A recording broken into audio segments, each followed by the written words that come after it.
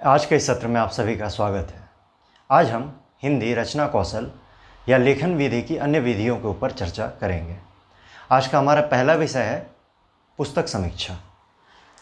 तो जो पहला विषय है पुस्तक समीक्षा, इसमें हम पुस्तक को रिव्यू करते हैं।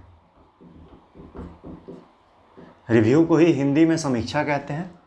समीक्षा का अर्थ ये होता है कि हमने कोई पुस्तक पढ़ी, पढ़ने के बाद उस पुस्तक के क्या गुण हैं, क्या अवगुण हैं, किस तरीके से लिखा गया है, कौन कौन सी बातों पर ध्यान दिया गया है, कौन कौन सी बातें नहीं कही गई हैं, इन सब के बारे में हम लिखते हैं।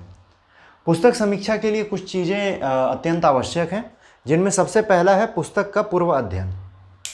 तो जो इसके अनिवार्य अंग हैं उनके बारे में अगर हम चर्चा कर लें कि पुस्तक समीक्षा से पहले में किन किन चीज़ों की ज़रूरत होती है, तो सबसे पहला है अध्ययन।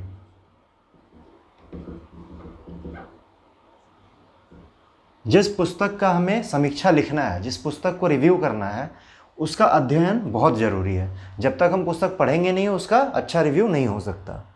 दूसरा हमारा है मुख्य बिंदुओं को नोट करना, यानी पुस्तक पढ़ते वक्त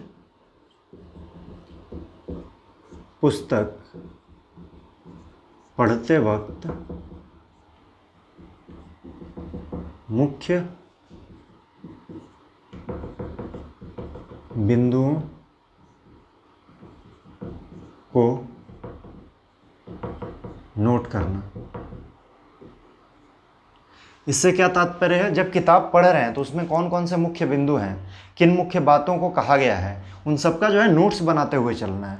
अगर नोट्स बना रहेगा तो बाद में समीक्षा लिखने में आसानी होगी। अगर क्योंकि पुस्तक जो होती है, कोई भी उपन्यास अगर है तो उसको अगर पूरा पढ़ते हैं हम तो कई चीज़ें दिमाग से निकल जाती हैं जब हम लिखने बैठते हैं। परंतु अगर नोट्स बनाते रहेंगे तो जितने भी उसके दृश्य हैं, जितने भी सीन्स हैं, जितनी भी घटनाएं हैं, वो सब हमारे दिमाग में रहेंगी। अगर कोई निकला भी तो हम नोट में से देख लेंगे। तो मुख्य जितनी भी घटनाएं हैं, जितने भी पात्र हैं, उन सब के बारे में नोट्स बनाते हुए आगे बढ़ना होता है। इसके बाद आता है शिल्प पक्ष का ज्ञान, यानी कि पुस्तक के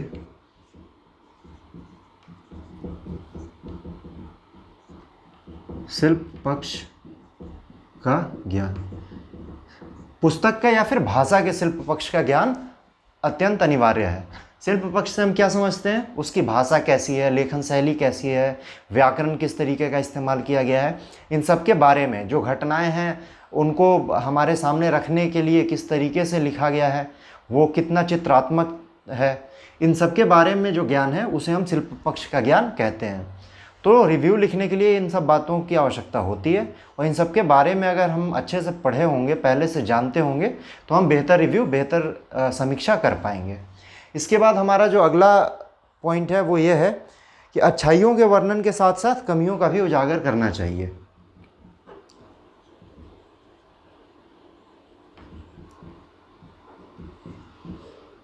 अच्छाइयों के साथ साथ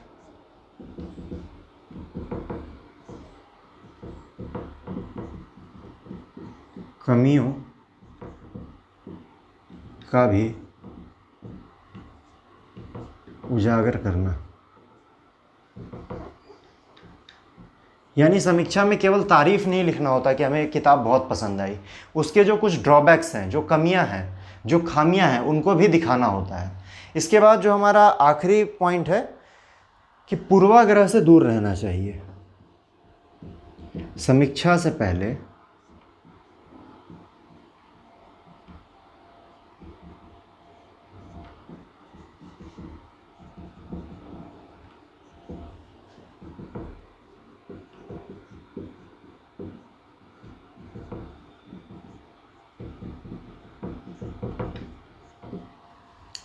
पूर्वाग्रह यानी प्रिजम्पशंस, कि कोई भी एजम्पशन हमें नहीं लेके चलना चाहिए। अगर हम किसी किताब का रिव्यू कर रहे हैं, उसकी समीक्षा लिख रहे हैं, तो हमारे दिमाग में पहले से बातें भरी हुई नहीं होनी चाहिए। पहले किताब पढ़ें, उसको समझें, उसके नोट्स बनाएं, उसकी अच्छाइयों बुराइयों को किनारे करें, छांटें, शिल्प पक्ष पे ध्यान दें उसके बाद रिव्यू लिखें। हो सकता है किसी ने किताब पढ़ी हो, उसे पसंद ना आई और हमें पसंद आ जाए। हो सकता है उस लेखक की उससे पहले पढ़ी हुई किताब बहुत अच्छी हो परंतु ये वाली अच्छी ना हो। तो हमें किसी भी पूर्वाग्रह से बचना चाहिए, यानी कि कोई भी बात पहले से दिमाग में नहीं बिठानी चाहिए कि ये लेखक अच्छा है तो इसकी किताब अच्छी ही होगी, या इस लेखक की पहली किताब फ्लॉप हो गई थी तो दूसरी किताब भी बुरी होगी।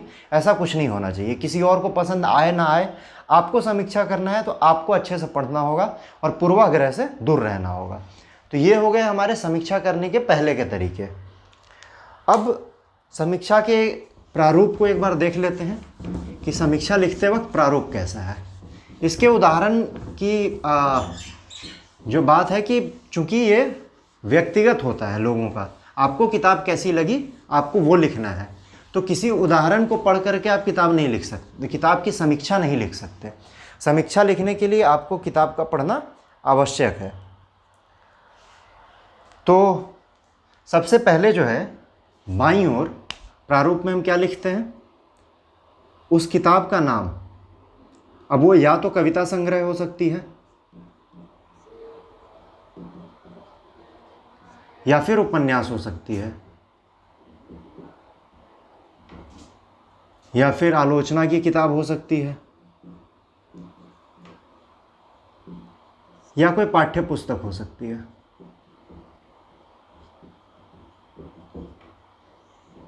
तो इन चारों में से कोई एक शब्द का उपयोग करते हुए जैसी भी किताब है, उसके बाद हम डॉट डॉट दे करके उस पुस्तक का नाम लिखते हैं। तो जैसे कि मैंने जो अभी पढ़ा था किताब वो एक उपन्यास था, तो मैं क्या लिखूंगा, उपन्यास।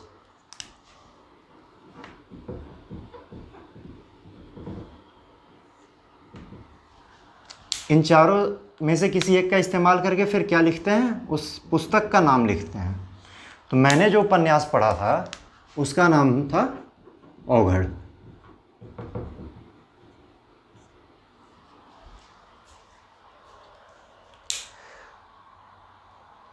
अब इसके बाद जो होता है हम और क्या लिखते हैं, इसके नीचे लिखते हैं हम कवि।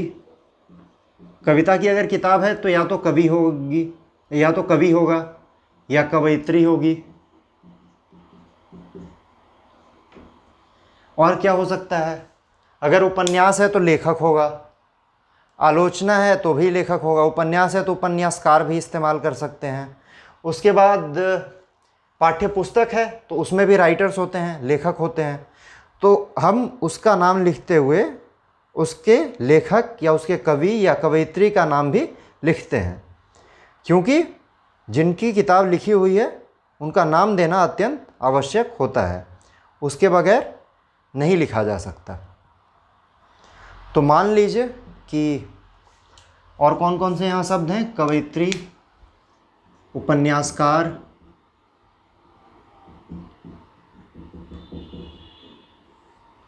या फिर लेखक, आलोचक।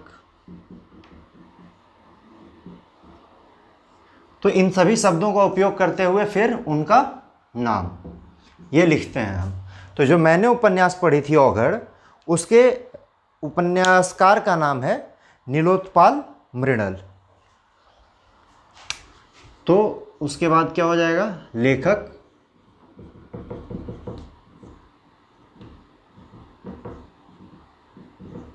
नीलोत्पल मृणल। अब इसके बाद क्या लिखते हैं हम, इसके बाद लिखते हैं प्रकाशन का नाम, कि प्रकाशन कौन सी है।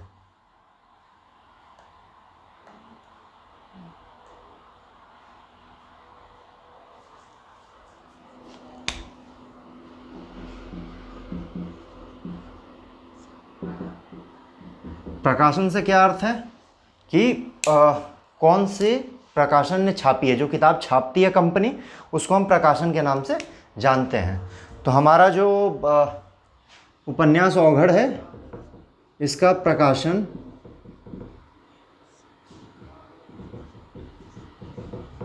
हिंदी युग्म ने किया है। इसके बाद हम उसके कीमत को और कौन से वर्ष का संस्करण है, इस चीज़ को लिखते हैं। कीमत और संस्करण दोनों जो है वो किताब में मेंशन होता है। तो हम आगे बढ़ते हुए इसका लिखते हैं कीमत और संस्करण।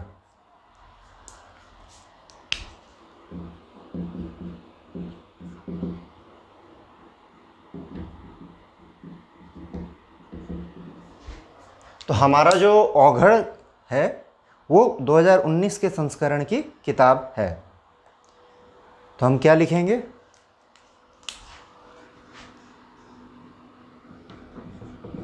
मूल्य जो भी है, उसके बाद वर्ष, वर्ष हो गया हमारा 2019। तो ये होता है तरीका, ये होता है प्रारूप जिसमें कि हम समीक्षा को लिखते हैं किसी भी पुस्तक के।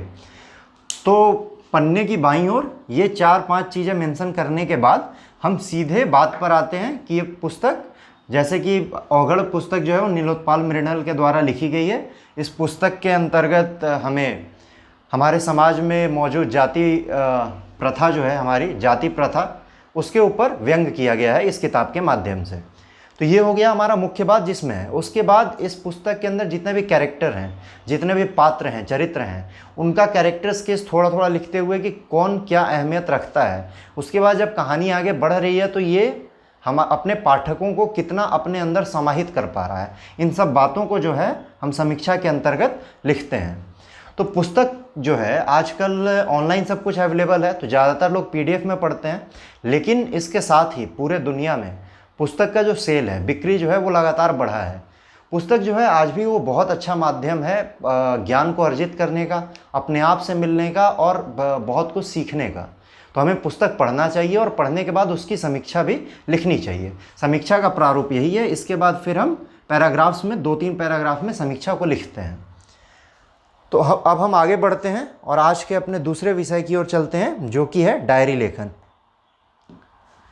डायरी लेखन जो है वो एक व्यक्तिगत लेखन शैली है, ये किसी और को पढ़ाने के लिए नहीं होता। डायरी लेखन हम अपने लिए करते हैं। डायरी लेखन में हम लिखते क्या हैं? तो अपने जीवन में घटित किसी भी घटना को डेली बेसिस पे, यानी कि रोज़मर्रा की ज़िंदगी में, आज अगर मेरे साथ कोई घटना घटी तो वो मैं आज के डायरी में लिखूँगा। तो कोई भी ऐसी घटना घट जाए या किसी के साथ यादगार मुलाकात हो जाए या कोई भी ऐसी चीज़ जो कि थोड़ी अलग हो, आपके रोज़मर्रा की ज़िंदगी से थोड़ी अलग हो, तो आप या हम उसे डायरी में लिखते हैं और इस प्रक्रिया को हम डायरी लेखन कहते हैं। तो हमारा जो दूसरा विषय है आज का वो है डायरी लेखन।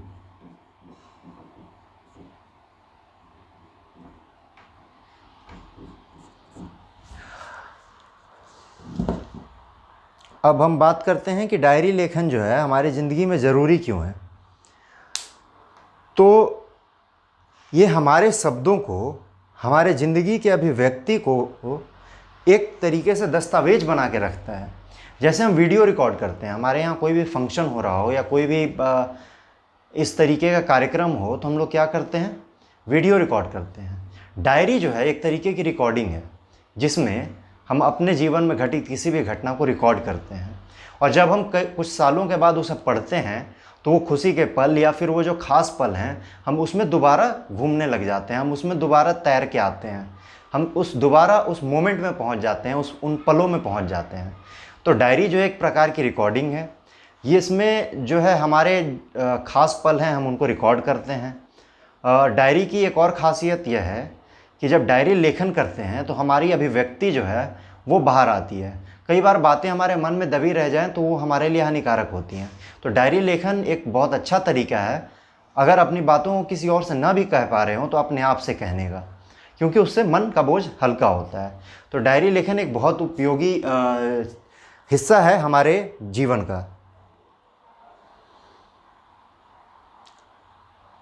डायरी जो है हमें भूलने से भी बचाती है कि हमारे जीवन में कोई ऐसी बात हुई जो बहुत ख़ास थी, कुछ समय के बाद हम उसे भूल जाएंगे या बहुत पार्शियली यानी थोड़ा सा याद रखेंगे, लेकिन अगर डायरी लिखेंगे तो हमें ज़्यादा समय तक याद रहेगा और बहुत अच्छे से याद रहेगा। दूसरा जो डायरी लेखन का उपयोग होता है वो यात्रा के समय होता है। यात्रा के समय खास करके हमें डायरी लिखनी चाहिए, क्योंकि जब यात्रा से हम वापस आएंगे और यात्रा वृतांत लिखेंगे तो कई चीज़ें हमारे दिमाग से निकल चुकी होंगी। जैसा हमने पुस्तक समीक्षा में भी कहा कि जब पुस्तक पढ़ लेते हैं उसके बाद कई पॉइंट्स दिमाग से निकल जाते हैं, पर अगर नोट्स बने रहेंगे तो पॉइंट्स हम क्लिक कर पाएंगे, हम दोबारा उस घटना को याद कर पाएंगे। उसी प्रकार यात्रा में क्या होता है कि हर चीज़ नई होती है। हम किसी नई जगह पर यात्रा करने गए हैं तो हर चीज़ खास होती है, पर जब हम घर वापस आते हैं कुछ दिनों के बाद लिखने बैठते हैं तो कई सारी स्मृतियां मिट चुकी होती हैं, जो छोटी स्मृतियां होती हैं। पर अगर हम डायरी लेखन करते रहें इस दौरान, इस पूरे यात्रा के दौरान, इस पूरे प्रक्रिया के दौरान अगर हम डायरी लेखन करते रहें 4 दिन 5 दिन जितने दिन की भी यात्रा हो, वापस आने के बाद जब हम उसका यात्रा वृतांत लिख रहे होंगे तो ये डायरी जो हमने लिखी है वहाँ पे, ये हमारे लिए अत्यंत उपयोगी साबित होती है। तो यात्रा वृतांत लिखने के लिए डायरी लेखन की आवश्यकता है। हमारे अपने जीवन की यादों को समेटने के लिए डायरी लेखन अत्यंत आवश्यक है। और कैमरा रिकॉर्डिंग ये सब जो है इसके माध्यम से दुनिया बहुत तेज़ भाग रही है, तो डायरी लेखन एक प्रकार का ठहराव भी है हमारे जीवन में। तो आइए जानते हैं कि डायरी लेखन के लिए कौन कौन सी कुछ चीज़ें जो हैं वो ज़रूरी होती हैं या कौन सी बातों को ध्यान में रखना चाहिए। तो सबसे पहला जो चीज़ है वो ये है कि डायरी लेखन हमेशा पुरानी डायरी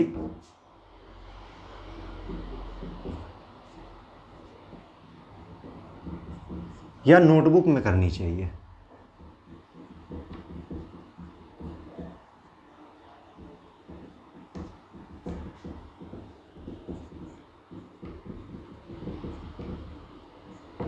और तिथियों को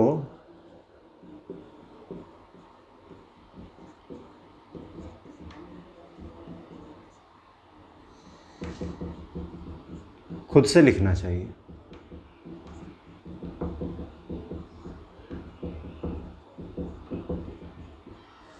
अब पुरानी डायरी में क्यों लिखें? क्योंकि जो नई डायरी होती है उसमें तारीख के साथ बहुत थोड़ा सा स्पेस रहता है, बहुत थोड़ा जगह रहता है। तो उस जगह में हम अपनी दिनचर्या की या दिन में जो घटना हुई है, जो खास बात हमें लिखनी है, वो शायद नहीं लिख पाएंगे। तो इसलिए हमेशा पुरानी डायरी चुननी चाहिए ताकि पन्ने की कमी ना हो, हम तारीख स्किप कर पाएँ। या नोटबुक जिसमें कि तारीख का कोई लिमिट होता नहीं, और तारीख जो है वो खुद से ही लिखना चाहिए। पुरानी डायरी होगी तो ऑब्वियस सी बात है कि हमें तारीख लिखना होगा, और नोटबुक में भी हमें तारीख का मेंशन करना होता है, तारीख लिखनी होती है। इसके बाद लेखन करते हुए हमें स्वयं तय करना होता है कि हम क्या सोचते हैं और खुद को क्या कहना चाहते हैं।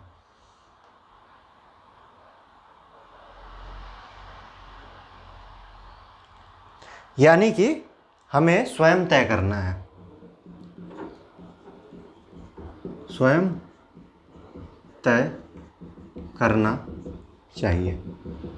अब क्या तय करना चाहिए कि कौन कौन सी बातें हैं जो हम लिखना चाहते हैं और उसको भविष्य में याद रखना चाहते हैं, या जो घटना हुई उसको किस तरीके से याद रखना चाहते हैं, दुख के तौर पे, खुशी के तौर पे, या फिर नॉर्मल बात के तौर पे। जिस भी तरीके से हम उसे याद रखना चाहते हैं हम वैसे डायरी लिखेंगे। हो सकता है सामने वाले को वो जो हमने लिखा है वो ट्रेजेडी लगे, पर हम उसे खुशी की तरह इस्तेमाल करना चाहते हैं, हम उसे खुशी की तरह याद रखना चाहते हैं, तो हम उसे उस हिसाब से लिखेंगे।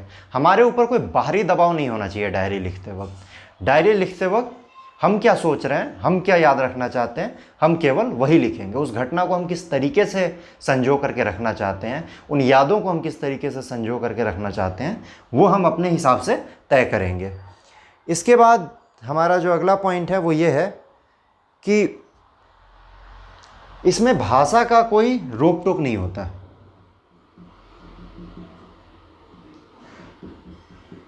भाषा शैली पर कोई पाबंद नहीं होता है।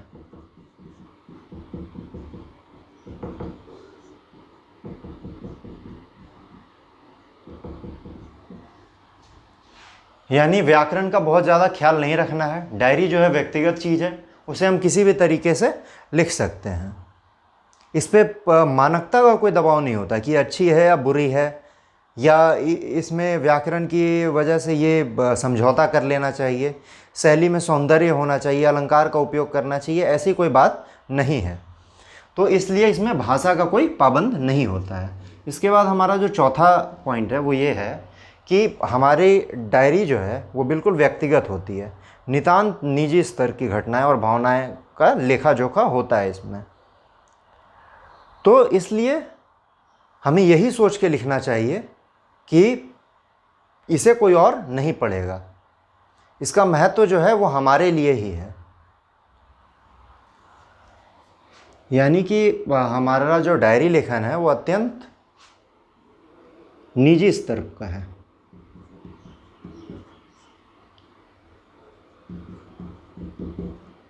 नितांत निजी होता है, यानी कि बाहरी कोई दबाव नहीं है, ये हमारा व्यक्तिगत है। हमें यही सोच के लिखना चाहिए कि इसे कोई और नहीं पढ़ेगा। ये जो है एक तरीके का आईना है। डायरी लेखन जो होता है हमारे मन का आईना होता है कि हम अपने साथ हो रही चीज़ों को, अपने जीवन को किस तरीके से देखते हैं। ये ऐनक जो है, ये जो आईना है हमारे मन का, वो डायरी है कि हम अपने जीवन को कितना वैल्यू करते हैं, कितना महत्व देते हैं, अपने अनुभवों को हम कितना दर्ज कर पाते हैं, अपने अनुभव जो हैं हमारे, जो हम फील करते हैं उसको किस तरीके से फील करते हैं, ये हम डायरी में लिखते हैं और फिर हम खुद पढ़ते हैं तो हमें समझ आता है। कई बार चीज़ें जो हैं हमारे मन में बहुत गड़बड़ हो जाती हैं, हमें समझ नहीं आता कि इस सिचुएशन से बाहर कैसे निकला जाए। तो उसके लिए सबसे आसान तरीका क्या है? डायरी लेखन। डायरी लेखन का जो प्रारूप है, चूँकि इसमें कोई लिमिटेशन है नहीं, पाबंद है नहीं, तो इसके लेखन में भी कोई ख़ास पाबंद नहीं होती।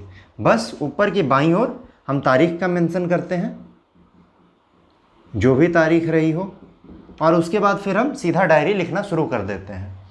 कई बार क्या होता है कि कुछ लोग डायरी से बात करते हुए लिखना पसंद करते हैं, तो वो भी डायरी लेखन की एक शैली है कि आप जो है डायरी को संबोधित करते हुए लिखें कि तुम्हें पता है मेरे साथ क्या हुआ।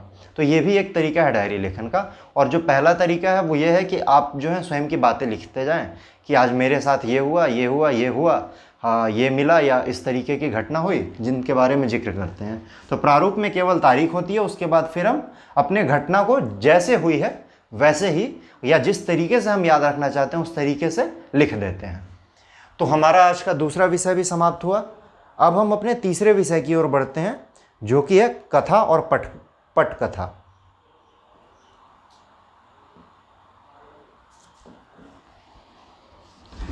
तो कथा और पटकथा क्या है? कथा हम जानते हैं, कथा यानी कि कहानी। कहानी जो है वो रियल लाइफ से हो सकती है, वो फिक्शन हो सकती है, यानी कि हमारे दिमाग में उपजी कहानी। और पटकथा जो है वो स्क्रिप्ट है। पटकथा को अंग्रेजी में स्क्रिप्ट के नाम से जाना जाता है। स्क्रिप्ट का नाम हम सब ने सुना है। स्क्रिप्ट क्या होती है, पटकथा क्या होती है? तो पटकथा जो है वो फिल्मों में इस्तेमाल किया जाता है। रिकॉर्डिंग से पहले फिल्मों में, सीरियल्स में, या नाटक में भी जो नाटक लिखा जाता है वो एक तरीके की पटकथा होती है। तो कथा और पटकथा हमारा अगला विषय है। कथा, पटकथा। तो पटकथा को हम अंग्रेजी में स्क्रिप्ट कहते हैं, फिल्मों में इसका इस्तेमाल किया जाता है। और पटकथा लिखते कैसे हैं, अब अगला सवाल ये है। तो ये जानने से पहले हमें इन दोनों के डिफरेंस को समझना होगा कि कथा और पटकथा में अंतर क्या है। तो एक कहानी है, कहानी जब कही जा रही है तो वो कथा है, और जब उसको सीन्स में कन्वर्ट कर दिया जाए, रिकॉर्डिंग से पहले कागज़ पे अगर उसको सीन्स में कन्वर्ट कर दिया जाए, यानी दृश्य में बदल दिया जाए, तो उसे हम पटकथा के नाम से जानते हैं। तो कथा में क्या होता है कि जैसे कि मान लीजिए एक छोटी सी जो हमारी पंचतंत्र की कहानी है, हम उससे शुरुआत करते हैं कि खरगोश और कछुए का जो दौड़ है वो शुरू हो चुका है। ये कथा है कि कछुए और खरगोश के बीच में रेस हुआ और खरगोश बीच रास्ते में सो गया, कछुआ जो है अपने डेस्टिनेशन पे पहुंच गया। ये हो गई कथा। पंचतंत्र की कथा हम सबने पढ़ी है बचपन में। तो ये जब सिंपली कहानी लिखी गई हो तो वो कथा होती है। अब इसको पटकथा में कैसे बदलेंगे? तो पटकथा में बदलते हुए दृश्य वाइज हम इसको लिखते हैं। तो जैसे पहला दृश्य हमने लिखा जिसमें कि कछुआ और खरगोश के बीच में जो है वो बहस होता है, तो उस बहस को दिखाने के लिए, उस बहस को बताने के लिए केवल कहानी नहीं लिख रहे। केवल कछुआ और खरगोश के बीच बहस नहीं हो रहा होगा, आसपास कुछ और जानवर मौजूद होंगे, जंगल होगा, जंगल में क्या क्या हो सकता है, पेड़ होंगे, कुछ सूखे पेड़ होंगे, कुछ हरे पेड़ होंगे, कुछ छोटे पौधे होंगे, नदी हो सकती है। तो वो जो बहस चल रही थी, कहानी में केवल इतना लिखा गया था कि एक जंगल है और जंगल में कछुए और खरगोश के बीच में बहस चल रही थी। लेकिन जब हम पटकथा लिखेंगे तो हमें पूरा दृश्य लिखना होगा जो कि रिकॉर्डिंग होगी। यानी कि वो जंगल था, ठीक है, जंगल में कैसा जंगल था, वहाँ किस तरीके के पेड़ थे, घना जंगल था या हल्का जंगल था, नदी थी कि नहीं थी, कोई पोखर था, तालाब था, उन दोनों की बहस कहाँ पे हो रही थी, किसके घर पे हो रही थी या किसी रैंडम स्पेस में हो रही थी, आसपास कौन कौन से लोग मौजूद थे, इन सब का जिक्र जो है दृश्य में किया जाएगा। उसके बाद अगला दृश्य आएगा, तो उस दृश्य में जो है रेस लगेगी। तो कहानी में केवल इतना कहा गया था कि जो दोनों का रेस है उसके समय बहुत सारे जानवर मौजूद थे, कुछ जानवरों के नाम भी दिए गए थे। पर जब फिल्म में दृश्य फिल्माया जाएगा तो उसमें सभी जानवरों को दिखाना होगा। तो दृश्य फिल्माने से पहले जब उसे लिखा जाएगा, यानी पटकथा लिखा जाएगा, तो उस समय भी ये मेंशन करना जरूरी होगा कि किस तरीके के जानवर वहाँ मौजूद थे, कौन कौन से जानवर थे। एक बार फिर से दृश्य बहुत इंपॉर्टेंट है कि वहाँ पे बैकग्राउंड क्या था, वो जानवर किस जगह पे मौजूद थे, खुले मैदान में रेस चल रही थी या बीच जंगल में चल रही थी, पेड़ों के बीच चल रही थी, नदी के किनारे चल रही थी, कहाँ चल रही थी, ये बात स्पेसिफिक लिखना पड़ेगा। उसके बाद जैसे अगला सीन है जिसमें खरगोश सोता है, तो कहानी में तो कह दिया गया खरगोश आधे रास्ते सो गया, पर वो आधा रास्ता कैसा था, सुनसान रास्ता था, वहाँ और जानवर मौजूद थे, वो देख के उसे हंस रहे थे या नहीं हंस रहे थे, किसी को पता चला नहीं चला, इन सभी चीज़ों का जिक्र जो है पटकथा में मिलता है।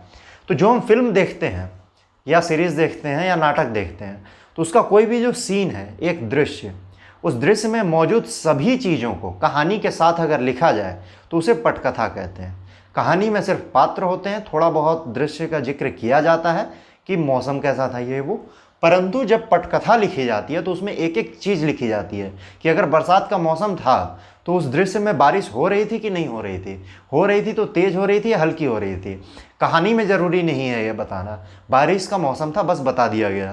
तो परंतु जब हम उसे पटकथा में लिखेंगे तो हमें बिल्कुल स्पेसिफिक बताना होगा कि अगर बारिश हुई तो कितनी देर हुई, क्योंकि जब फिल्म में उसको दर्शाया जाएगा, जब फिल्म में फिल्माया जाएगा तो इन सभी चीज़ों की आवश्यकता पड़ेगी। तो पटकथा जो है वो बिल्कुल बारीकी से लिखी जाती है। पटकथा और नाटक में थोड़ा अंतर है। नाटक जब लिखते हैं, नाटक की जो पटकथा लिखी जाती है, तो नाटक में दृश्य बहुत ज़्यादा नहीं बदले जा सकते क्योंकि बहुत समय लगता है। नाटक जो है वो लाइव चलता है, बिल्कुल सीधा प्रसारण होता है, लोग बैठे होते हैं और सामने मंच पे नाटक चल रहा होता है। हम लोगों ने भी नाटक किया है बहुत।